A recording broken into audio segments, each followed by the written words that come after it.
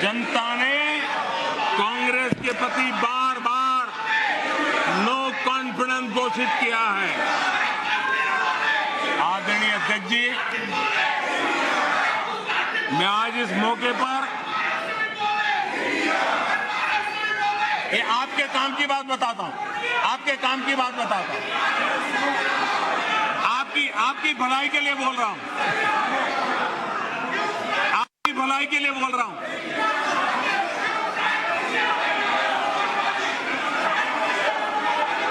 आप थक जाएंगे, आप लोग थक जाएंगे। मैं आपकी भलाई की बात बताता हूं।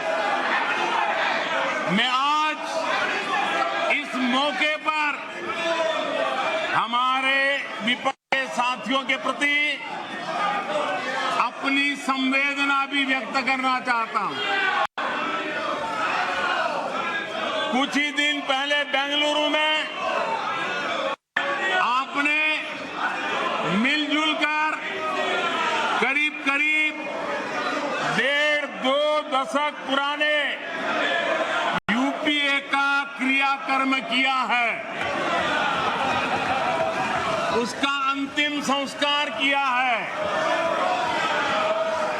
लोकतांत्रिक व्यवहार के मुताबिक मुझे तभी आपको सहानुभूति जरूर व्यक्त करनी चाहिए थी, संवेदना व्यक्त करनी चाहिए थी, लेकिन देरी में मेरा कसूर नहीं है, देरी में मेरा कसूर नहीं है, क्योंकि आप खुद ही एक और यूपीए का क्रियाकर्म कर रहे थे और दूसरी ओर जश्न भी मना रहे थे। और जश्न भी किस बात का? खंडहर पर नया प्लास्टर लगाने का। आप जश्न मना रहे थे खंडहर पर नया प्लास्टर लगाने का। आप जश्न मना रहे थे फेल मशीन पर नया पेंट लगाने का। दशकों पुरानी खटारा गाड़ी को इलेक्ट्रिक व्हीकल दिखाने के लिए आपने इतना बड़ा मजमा लगाया था। और मजेदार ये कि मजमा खत्म होने से पहले ही उसका क्रेडिट लेने के लिए आप में सिर फुटबॉल शुरू हो गई। मैं हैरान था कि ये गठबंधन लेकर आप जनता के बीच जाएंगे। मैं विपक्ष के साथियों को कहना चाहता हूं, आप जिसके पीछे चल रहे हो,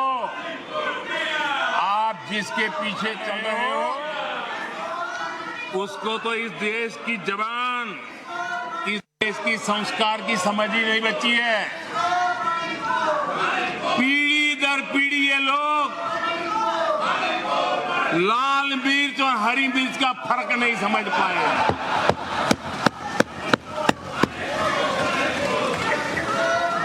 लेकिन आप में से कई साथियों को मैं जानता हूं। आप सबको भारतीय मानस को जानने वाले लोग, आप लोग भारत के मिजाज को पहचानने वाले लोग हैं।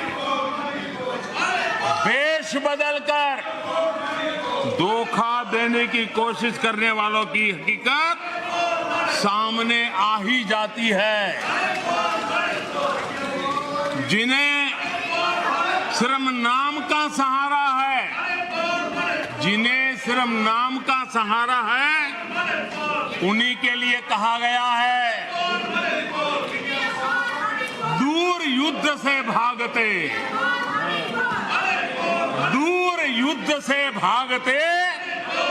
नाम रखा रणधीर। दूर युद्ध से भागते नाम रखा रणधीर। भाग्य चंद की आज तक भाग्य चंद की आज तक सोई है तकदीर। भाग्य चंद की आज तक सोई है तकदीर। आदरणीय अध्यक्ष जी, इनकी मुसीबत ऐसी है कि खुद को जिंदा रखने के लिए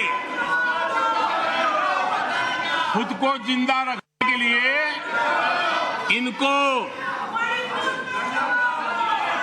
एनडीए का ही सहारा लेना पड़ा है। खुद को जिंदा रखने के लिए इन्हें एनडीए का ही सहारा लेना पड़ा है। लेकिन आदत के मुताबिक घमंड का जो आई है ना, वो उनको छोड़ता नहीं है और इसलिए एनडीए में 2 आई पिरो दिए, 2 घमंड के आई पिरो दिए। पहला आई 26 दलों का घमंड और दूसरा आई एक परिवार का घमंड। एनडीए भी चुरा लिया कुछ बचने के लिए और इंडिया के भी टुकड़े कर दिए। I dot, N dot, D dot, I dot. आदरणीय अध्यक्ष जी,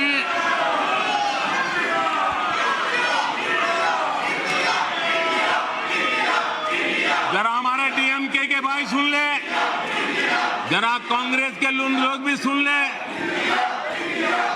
अध्यक्ष महोदय, यूपीए को लगता है कि देश के नाम का इस्तेमाल करके अपनी विश्वसनीयता बढ़ाई जा सकती है, लेकिन कांग्रेस के सहयोगी दल, कांग्रेस के अटूट साथी, तमिलनाडु सरकार में एक मंत्री 2 दिन पहले ही ये कहा है, तमिलनाडु सरकार के एक मंत्री ने कहा है, इंडिया उनके लिए कोई मायने नहीं रखता। इंडिया उनके लिए कोई मायने नहीं रखता। उनके मुताबिक तमिलनाडु तो भारत में है ही नहीं। आदरणीय अध्यक्ष जी, आज मैं गर्व के साथ कहना चाहता हूं, तमिलनाडु वो प्रदेश है जहां हमेशा देशभक्ति की धाराएं निकली है। तमिलनाडु वो प्रदेश है जहां हमेशा देशभक्ति की धाराएं निकली है। जिस राज्य ने हमें राजा जी दिए, जिस राज्य ने हमें कामराज दिए, जिस राज्य ने हमें एमजीआर दिए, जिस राज्य ने हमें अब्दुल कलाम दिए, आज उस तमिलनाडु से स्वर सुनाई दे रहे हैं। आदरणीय अध्यक्ष जी, जब आपके अलायंस अंदर ही अंदर ऐसे लोग हो जो अपने देश के अस्तित्व को नकारते हो, तो आपकी गाड़ी कहां जाकर के रुकेगी? जरा आत्मचिंतन करने का मौका मिले और आत्मा बचाओ तो जरूर करिएगा। आदरणीय अध्यक्ष जी, नाम को लेकर उनका ये चश्मा आज का नहीं है। नाम को लेकर ये जो मोह है ना, वो उनका आज का नहीं है, ये दशकों पुराना चश्मा है। इन्हें लगता है कि नाम बदलकर देश पर राज कर लेंगे। गरीब को चारों तरफ उनका नाम तो नजर आता है, लेकिन उनका काम कहीं नजर नहीं आता। अस्पतालों में नाम उनके हैं, इलाज नहीं है। शैक्षणिक संस्थाएं नाम लटक रहे हैं, सड़कों हो, पार्क हो, उनका नाम, गरीब कल्याण की योजनाओं पर उनका नाम, खेल पुरस्कारों पर उनका नाम, एयरपोर्ट पर उनका नाम, म्यूजियम पर उनका नाम, अपने नाम से योजनाएं चलाई और फिर उन योजनाओं में हजारों करोड़ के भ्रष्टाचार किए। समाज के अंतिम छोर पर खड़ा व्यक्ति काम होते देखना चाहता था, लेकिन उसे मिला क्या? सिर्फ परिवार का नाम। अध्यक्ष महोदय, कांग्रेस की पहचान से जुड़ी कोई चीज उनकी अपनी नहीं है, कोई चीज उनकी अपनी नहीं है। चुनाव चिन्ह से लेकर विचारों तक सब कुछ कांग्रेस अपना होने का दावा करती है, वो किसी और से लिया हुआ है। आदरणीय अध्यक्ष जी, प्लीज माननीय सदस्य, प्लीज सीट पे जाइए, सीट पे।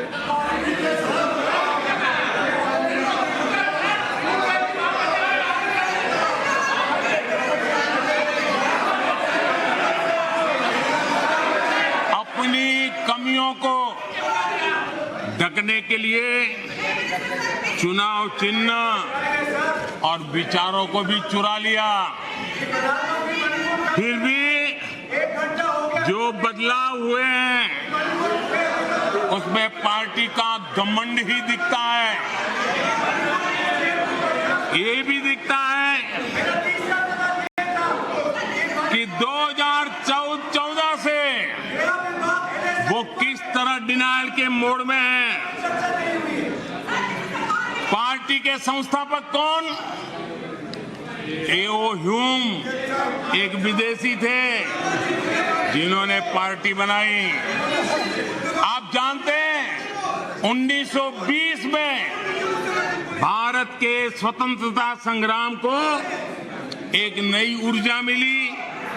1920 में एक नया ध्वज मिला और देश ने उस ध्वज को अपना लिया, तो रातों रात कांग्रेस ने उस ध्वज की ताकत देख करके उसे भी छीन लिया और प्रतीक को देखा कि ये गाड़ी चलाने के लिए ठीक रहेगा। 1920 से खेल चल रहा है और उनको लगा कि तिरंगा झंडा देखेंगे तो लोग देखेंगे उनकी बात हो रही है। ये उन्होंने खेल किया। वोटरों को बुलाने के लिए गांधी नाम भी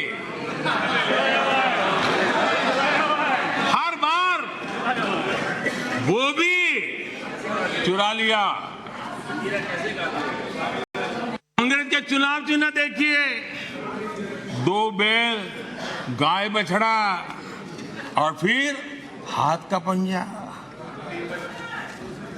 ये सारे उनके कारनामे उनकी हर प्रकार की मनोवृत्ति का प्रतिबिंब करता है, उसको प्रकट करते हैं और ये साफ दिखाता है कि सब कुछ एक परिवार के हाथों में सब केंद्रित हो चुका है। आदरणीय अध्यक्ष जी, ये इंडिया गठबंधन नहीं है, ये इंडिया गठबंधन नहीं है, एक घमंडिया गठबंधन है। ये इंडिया गठबंधन नहीं है, घमंडिया गठबंधन है। और इसकी बारात में हर कोई दूल्हा बनना चाहता है, सबको प्रधानमंत्री बनना है।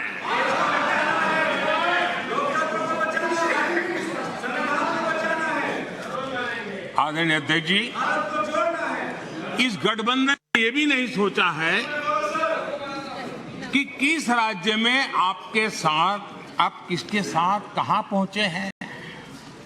पश्चिम बंगाल में आप टीएमसी और कम्युनिस्ट पार्टी के खिलाफ है और दिल्ली में एक साथ है।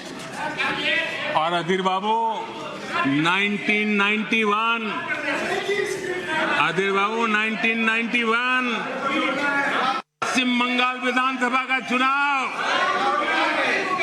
इन्हीं कम्युनिस्ट पार्टी ने अधीर बाबू साथ क्या व्यवहार किया था वो आज भी इतिहास में दर्ज है।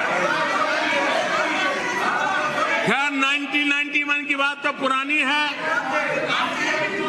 पिछले साल केरला के वायनाड में जिन लोगों ने कांग्रेस के कार्यालय में तोड़फोड़ की, ये लोग उनके साथ दोस्ती करके बैठे हैं। बाहर से तो अपना लेबल बदल सकते हैं, लेकिन पुराने पापों का क्या होगा, यह पाप आपको लेके डूबेंगे। आप जनता जनार्दन से ये पाप कैसे छिपा पाओगे? आप नहीं छिपा सकते हो। और इनको आज जो हालत, इसलिए मैं कहना चाहता हूं, अभी हालात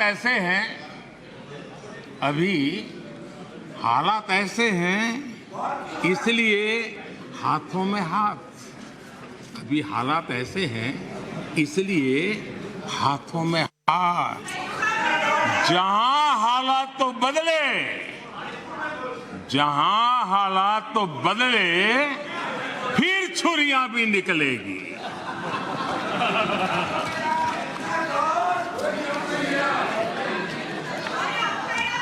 आदरणीय अध्यक्ष जी,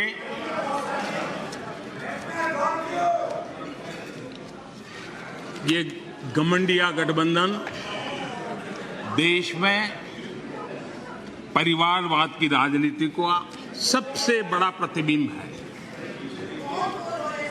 देश के स्वाधीनता सेनानियों ने, हमारे संविधान निर्माताओं ने हमेशा परिवारवादी राजनीति का विरोध किया था।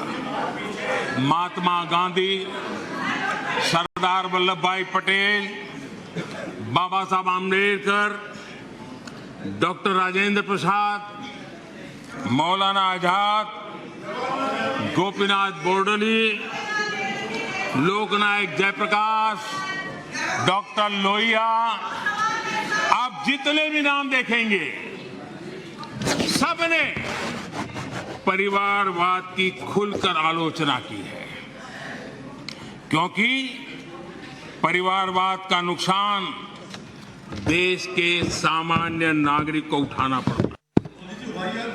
परिवारवाद सामान्य नागरिक के उसके हकों, उसके अधिकारों से वंचित है। इसलिए इन विभूतियों ने हमेशा इस देश पर बात जोर दिया था कि देश को परिवार, नाम और पैसे पर आधारित व्यवस्था से हटना ही होगा। लेकिन कांग्रेस को हमेशा ये बात पसंद नहीं आई। आदरणीय अध्यक्ष जी, हमने हमेशा परिवारवाद का विरोध करने वालों का हमने बराबर देखा है कि उसके प्रति उनकी कैसी नफरत की भावना है। कांग्रेस को परिवारवाद पसंद है, कांग्रेस को दरबारवाद पसंद है, जहां बड़े लोग, उनकी बेटे बेटियां भी बड़े पदों पर काबिज हो। जो परिवार से बाहर है उनके लिए भी यही है कि जब तक आप इस महफिल में दरबारी नहीं बनोगे तो आपका भी कोई भविष्य नहीं है। यही उनकी कार्यशैली रही है। इस दरबार सिस्टम ने कई विकेट लिए, कितनों का हक मारा है इन लोगों ने। बाबा साहब आम्बेडकर, कांग्रेस ने जी जान लगाकर 2 बार उनको हरवाया। कांग्रेस के लोग बाबा साहब आम्बेडकर के कपड़ों का मजाक उड़ाते थे। ये वो लोग हैं।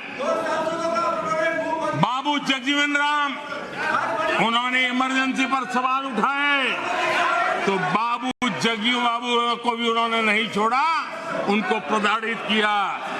मोरारजी भाई देसाई, चरण सिंह, चंद्रशेखर जी, आप कितने ही नाम लीजिए, दरबारवाद के कारण देश के महान लोगों के अधिकारों को इन्होंने हमेशा हमेशा के लिए तबाह कर दिया। यहां तक कि जो दरबारी नहीं थे, जो दरबारवाद से जुड़े नहीं थे, उनके पोर्ट्रेट तक पार्लियामेंट में लगाने से इनको झिझक होती थी। 1990 में उनके पोर्ट्रेट सेंट्रल हॉल में तब लगी जब बीजेपी समर्थित गैर कांग्रेसी सरकार सामने आई। लोहिया जी की पोर्ट्रेट भी संसद में तब लगी जब 1991 में गैर कांग्रेस सरकार बनी। नेताजी की पोर्ट्रेट 1978 में सेंट्रल हॉल में लगाई जब जनता पार्टी की सरकार थी। लाल बहादुर शास्त्री और चरण सिंह, उनका पोर्ट्रेट भी 1993 में गैर परिवार की सरकार में लगा। सरदार पटेल के योगदान को भी कांग्रेस ने हमेशा नकारा। सरदार साहब को समर्पित विश्व की सबसे ऊंची स्टैच्यू ऑफ यूनिटी प्रतिमा बनाने का गौरव भी हमें प्राप्त हुआ। हमारी सरकार ने दिल्ली में पीएम म्यूजियम बनाया, सारे पूर्व प्रधानमंत्रियों को सम्मान दिया। पीएम म्यूजियम दल और पार्टी से ऊपर उठकर सभी प्रधानमंत्रियों को समर्पित है। उनको ये भी नहीं पता है, क्योंकि उनके परिवार के बाहर का कोई भी प्रधानमंत्री बना हो, वो उनको मंजूर नहीं है, वो उनको स्वीकार नहीं है।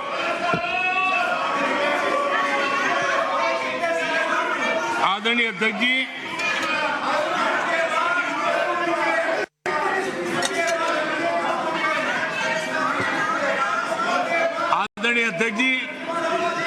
बहुत बार कुछ बुरा बोलने के इरादे से भी जब कोशिश होती है तो कुछ न कुछ सच भी निकल जाता है, और सच में ऐसे अनुभव हम सबको है, कभी कभी सच निकल जाता है। लंका हनुमान ने नहीं जलाई, लंका हनुमान ने नहीं जलाई, उनके घमंड ने जलाई, और ये बिल्कुल सच है। आप देखिए, जनता जनार्दन भी भगवान राम के रूप की है, जनता जनार्दन भी भगवान राम के रूप की है, और इसलिए 400 से 40 हो गए। हनुमान ने लंका नहीं जलाई, घमंड ने जलाई, और इसलिए 440 हो गए, 400 से 40 हो गए। आदरणीय अध्यक्ष जी,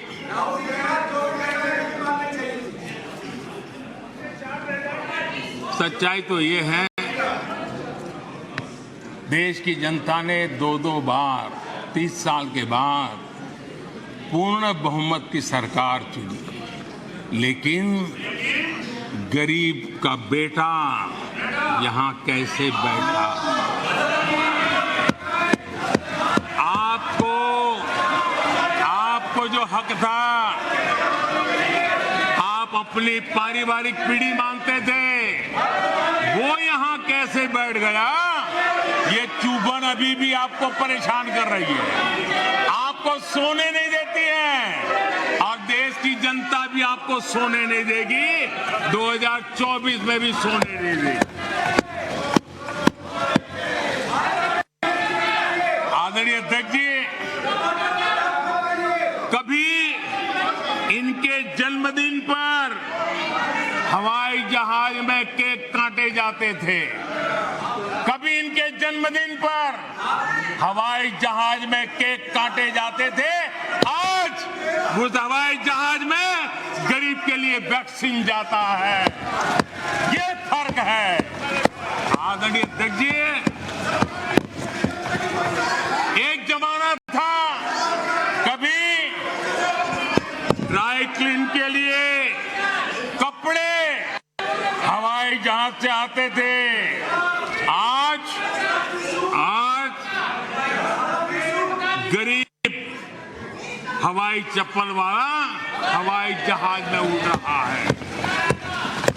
आदरणीय अध्यक्ष जी, कभी छुट्टी मनाने के लिए, मौज मस्ती करने के लिए नौसेना के युद्धपोत मंगवा लेते थे।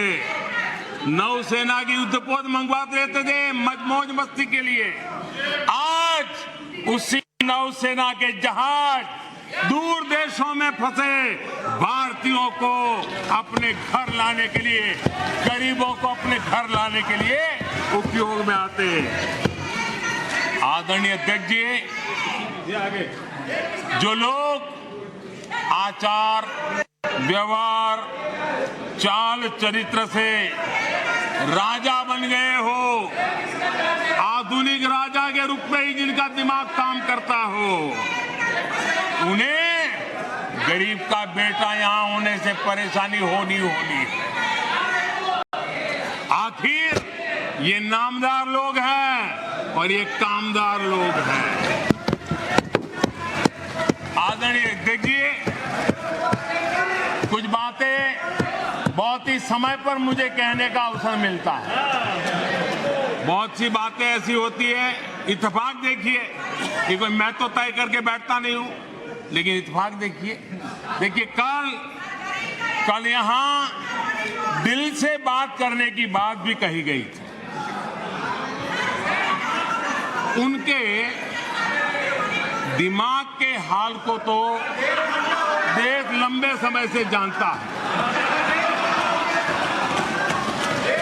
लेकिन अब उनके दिल का भी पता चल गया। और अध्यक्ष जी, इनका मोदी प्रेम तो इतना जबरदस्त है जी, 24 घंटे सपने में भी उनको मोदी आता है। मोदी अगर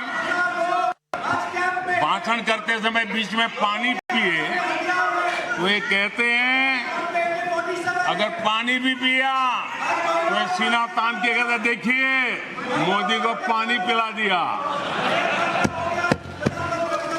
अगर मैं गर्मी में कड़ी धूप में भी जनता जनार्दन के दर्शन के लिए चल पड़ता हूं, कभी पसीना पोंछता हूं, तो कहते हैं देखिए मोदी को पसीना ला दिया।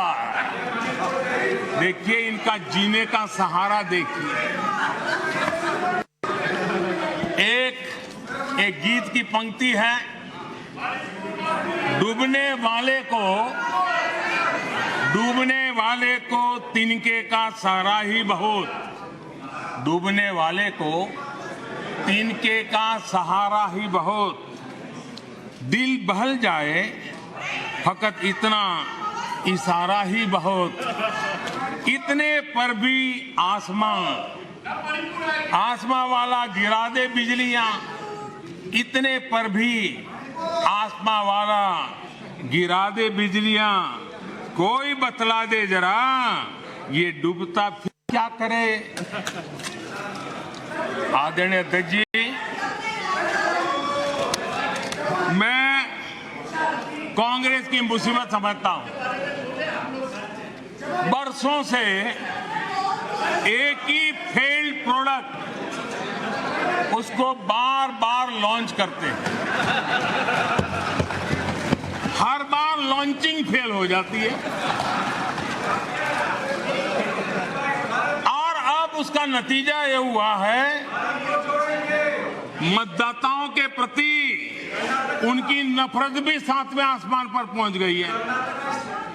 उनका लॉन्चिंग फेल होता है, नफरत जनता पे करते हैं। लेकिन पीआर वाले प्रचार क्या करते हैं? मोहब्बत की दुकान का प्रचार करते हैं, इकोसिटी में लग पड़ती है। इसलिए देश की जनता भी कह रही है ये है लूट की दुकान, ये है लूट की दुकान, झूठ का बाजार। ये है लूट की दुकान, झूठ का बाजार। इसमें नफरत है, घोटाले हैं, तुष्टीकरण है, मन काले हैं। परिवारवाद की आग के दशकों से देश हवाले है। और तुम्हारी दुकान ने इमरजेंसी बेची है, बंटवारा बेचा है, सिखों पर अत्याचार बेचा है, झूठ कितना सारा बेचा है, इतिहास बेचा है, उरी के सच के प्रमाण बेचा है। शर्म करो नफरत की दुकान वालों, तुमने सेना का स्वाभिमान बेचा है।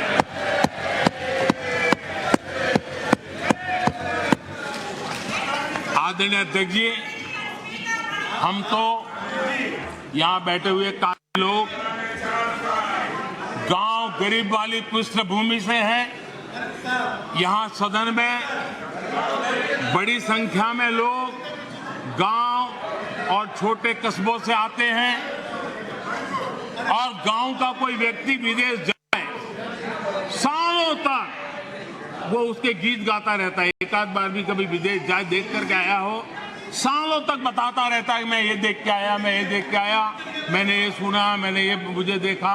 स्वाभाविक है, गांव का व्यक्ति जिसने बेचारे ने दिल्ली मुंबई भी न देखा हो और अमेरिका जाके आ जाए, यूरोप जाके आ जाए, तो वो वर्णन करता रहता है। जिन लोगों ने कभी गमले में मूली नहीं उगाई, जिन लोगों ने कभी गमले में मूली नहीं उगाई, खेतों को देखकर हैरान होने ही होने हैं।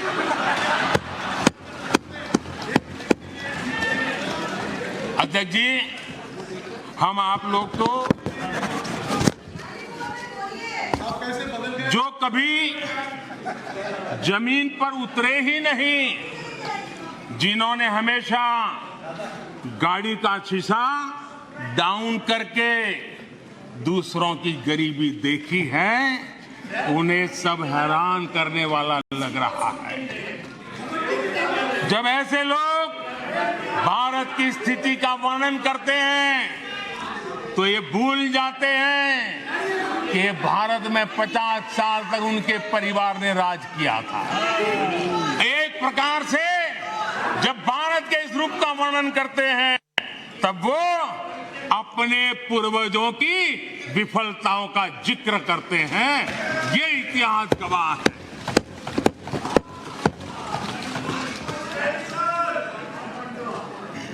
और इनकी दाल गलने वाली नहीं है, इसलिए नई नई दुकानें खोल करके बैठ जाते हैं। आदरणीय अध्यक्ष जी,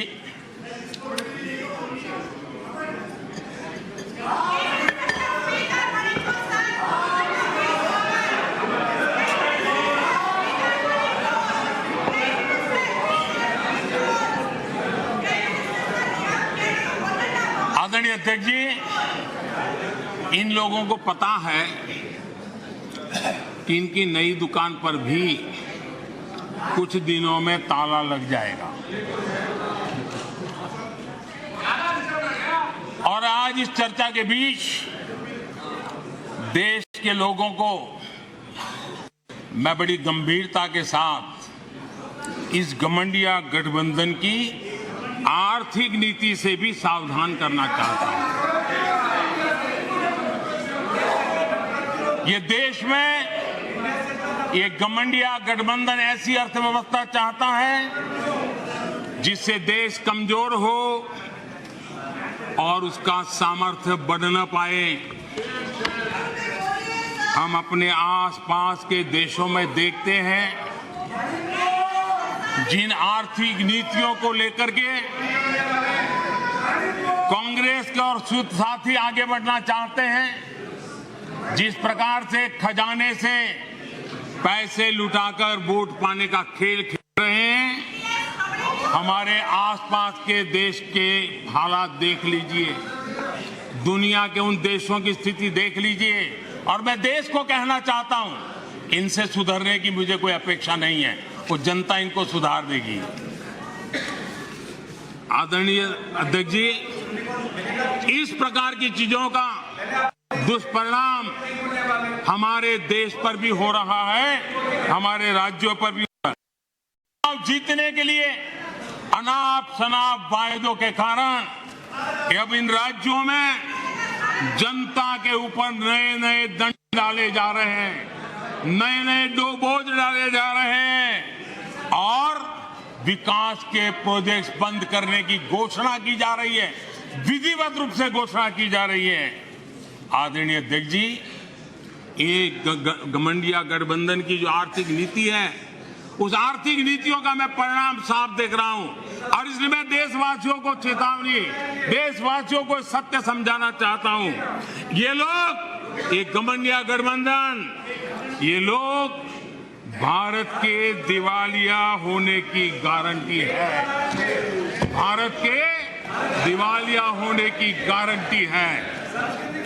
ये इकोनॉमी को डुबाने की, ये इकोनॉमी को डुबाने की, ये डबल डिजिट महंगाई की, ये डबल डिजिट महंगाई की, ये पॉलिसी पैरालिसिस की, ये पॉलिसी पैरालिसिस की, ये अस्थिरता की, ये अस्थिरता की, ये करप्शन की, ये करप्शन की, ये तुष्टीकरण की, ये तुष्टीकरण की, ये परिवारवाद की, ये परिवारवाद की, ये भारी बेरोजगारी की, ये भारी बेरोजगारी की, ये आतंक और हिंसा की, ये आतंक और हिंसा की, ये भारत को 2 शताब्दी पीछे पहुंचाने की गारंटी है। आदरणीय अध्यक्ष जी, ये कभी भारत को टॉप 3 अर्थव्यवस्था बनाने की गारंटी नहीं दे सकते। ये मोदी देश को गारंटी देता है कि मेरे तीसरे कार्यकाल में मैं हिंदुस्तान को टॉप 3 की पोजीशन में लाके रहूंगा। ये मेरा देश को गारंटी है। ये कभी भी देश को विकसित बनाने का सोच भी नहीं सकते हैं, उस दिशा में ये लोग कुछ कर भी नहीं सकते।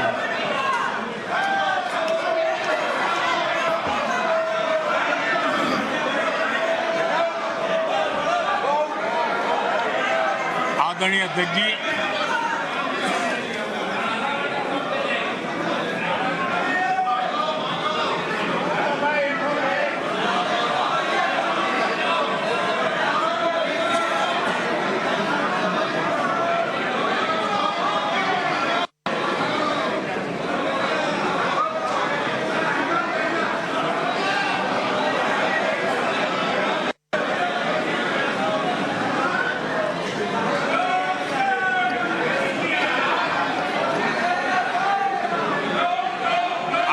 लोकतंत्र में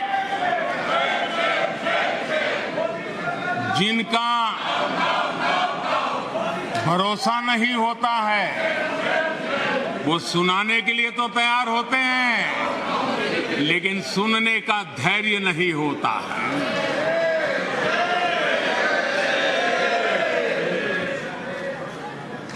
अपशब्द बोलो, भाग जाओ,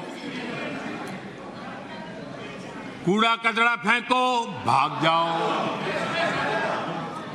झूठ फैलाओ, भाग जाओ। यही जिनका खेल है। ये देश इनसे अपेक्षा ज्यादा नहीं कर सकता है। अगर इन्होंने गृह मंत्री जी की मणिपुर की चर्चा पर सहमति दिखाई होती तो अकेले मणिपुर विषय पर विस्तार से चर्चा हो सकती थी, हर पहलू पर चर्चा हो सकती थी। और उनको भी बहुत कुछ कहने का मौका मिल सकता था, लेकिन उनको चर्चा में रस नहीं था। और कल अमित भाई ने विस्तार से इस विषय की चीजें जब रखी तो देश को भी आश्चर्य हुआ है कि ये लोग इतना झूठ फैला सकते हैं, ऐसे ऐसे पाप करके गए हैं लोग। और मैं हूं खुश, बताऊंगा शेयर्स ऐसे जो करेंगे